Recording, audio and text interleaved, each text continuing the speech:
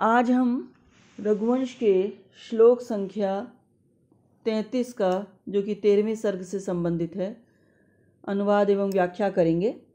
इससे पूर्व के श्लोकों में जब भगवान राम पुष्पक विमान में देवी सीता के साथ बैठे हुए हैं, उस समय उन्होंने अपने वियोग का वर्णन लौटते हुए, जब वो लंका से रावण वध के उपरांत जब लौट रहे हैं, तब सीता से अपने वियोग की व्यथा का वर्णन कर रहे हैं। इस वर्णन के क्रम में आज हम श्लोक संख्या 33 में सारस के समूह का जो वर्णन राम कर रहे हैं उसे देखेंगे। श्लोक संख्या 33 इस प्रकार है। अमूर विमानांतरलंबिनीनां श्रुत्वा स्वनं कांचन किंकणीनां प्रत्युद्व्रजन्तीव खमुत्पतन्त्यो गोदावरी सारसपंक्त्यस्त्वाम्। कहा, इसका अन्वय देखें। विमानांतरलंबिनीनां कांचन किंकणीनां स्वनं श्रुत्वा खम उत्पतन्त्यः अमु गोदावरी सारसपंक्त्यः त्वां प्रत्युद्व्रजन्ति इव। विमानांतरलंबिनीनां अर्थात विमान में अंतरेषु यानी कि अवकाश में थोड़ी थोड़ी दूर पर लगी हुई लटकी हुई जो कांचन किंकणी नाम सोने की ये जो छोटी छोटी किंकणी, घंटी के लिए छोटी छोटी जो घंटियां हैं, उनकी स्वनम, उनके टन टन की जो ध्वनि है उसको सुनकर, श्रुत्वा अर्थात सुनकर, आकाशम उत्पतन्त्यः आकाश में की ओर उड़ते हुए,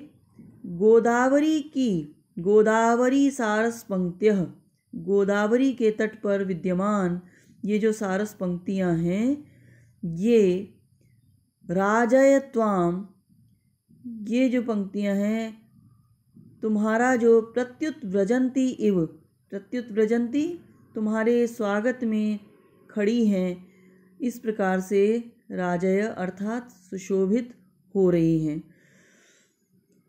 तो विमानांतर, अमूर विमानांतर लंबिनी नाम, ये जो विमान के अंतराल में, विमान के अंदर थोड़े थोड़े से अंतराल में लटकती हुई, लंबिनी नाम अर्थात लटकती हुई, कांचन किंकणी नाम, जो सोने की जो घंटियां हैं, कांचन सोने को, किंकणी छोटी छोटी घंटियों के लिए कहा है जिनसे एक मधुर सी ध्वनि निकलती है, उनकी स्वनम श्रुत्वा, उनकी ध्वनि को सुन कर के, अमु अर्थात ये जो सारस की पंक्तियां हैं, कौन से सारस? गोदावरी तट पर विद्यमान ये जो सारस की पंक्तियां हैं, ये खमुत्पतन्त्यो, इनको सुनकर के आकाश की ओर उड़ने लगी, और आकाश की ओर उड़ रही हैं और विमान के पास आ गई हैं, तो मानो ये तुम्हारा स्वागत सा कर रही हैं, ऐसा प्रतीत हो रहा है। ये श्लोक का भाव है। अब अनुवाद देखेंगे इसका। विमान में स्थान स्थान पर लटकती हुई सुवर्ण की घंटियों की ध्वनि सुनकर आकाश की ओर उड़ती हुई गोदावरी की ये सारस पंक्तियां मानो तुम्हारा स्वागत सा करती हुई प्रतीत हो रही हैं। इसमें अब आप व्याकरण सम्मत टिप्पणियां देखिए। अमु जो शब्द है, ये अदस से, मूल इसका शब्द है अदस, और उसी का ये सारस पंक्तियों का विशेषण है, और दूर से दिखाई देती हुई वस्तुओं के लिए इसका प्रयोग होता है अदस का। अर्थ तो यह है, इसका वही है जो एतत् का होता है, किंतु अदस का प्रयोग जो दूर से वस्तुएं दिखाई देती हैं उनके लिए होता है। विमानांतर लंबिनी नाम, विमान के बीच बीच में लटकती हुई, लंबिनी नाम अर्थात लटकती हुई। अब इसका जो समस्त पद है वो इस प्रकार बनेगा। विमानस्य अंतराणि विमानांतराणि तेषु लंबितं शीलम् आसाम् इति विमानांतरलंबिन्यः तासां विमानांतरलंबिनीनाम्। विमानांतर और लंब में णिनी लगा, लंबिनीनाम। फिर कहा श्रुत्वा, श्रुत्वा में श्रु में त्वा प्रत्यय लगा हुआ है जिसका अर्थ है सुनकर। स्वनम ध्वनि के लिए, आवाज़ के लिए आया है। स्वन और स्वन धातु में अप प्रत्यय लगने पे स्वनः, और उसमें जो द्वितीय विभक्ति एक वचन स्वनम हो जाएगा ध्वनिम। कांचन किंकणी नाम, कांचन सुनहरी, किंकणी नाम घंटियाँ। कांचनस्य किंकिण्यः, कांचन किंकिण्यः। तासाम कांचन किंकणीनाम सुवर्ण घंटिका नाम, सोने की जो घंटियाँ हैं उनके लिए ये शब्द का प्रयोग हुआ है। उत्पतंत्यः, ऊपर की ओर उड़ती हुई। उत का अर्थ होता है उपसर्ग, ऊपर के अर्थ में आता है ये। और पतंत्यः यहाँ पर आया उत्पतंती अर्थात उड़ने के अर्थ में आया।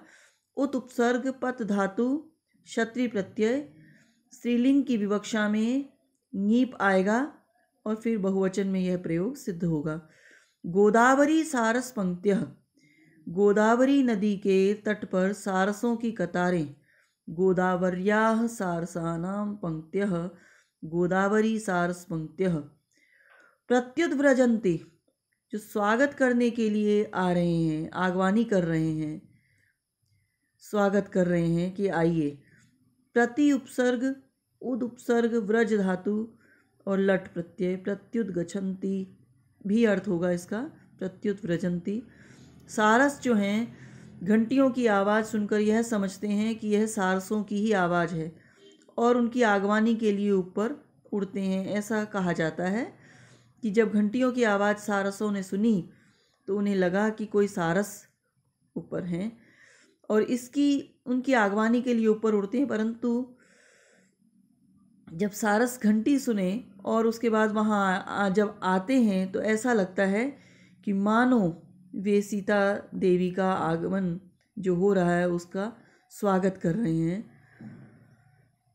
इस श्लोक में उत्प्रेक्षा अलंकार है क्योंकि सारसों का घंटी की आवाज़ को सुनकर ऊपर की ओर आना एक जिज्ञासा है सारस समूह की कि क्या ये ध्वनि किस तरह की है। उस ध्वनि से आकर्षित होकर आना और कवि की यह कल्पना कि मानो सीता तुम्हारे ही स्वागत के लिए ये सारस ऊपर आए हैं। तो यहाँ पर इस दृष्टि से उत्प्रेक्षा अलंकार है। तो ये श्लोक आप तैयार कर लें और इसकी व्याख्या, अनुवाद सब प्रसंग सहित लिखकर दिखाएं। यदि कोई असुविधा हो, यदि पढ़ने में या कुछ समझ में नहीं आ रहा हो तो आप निसंकोच पूछ सकते हैं। धन्यवाद।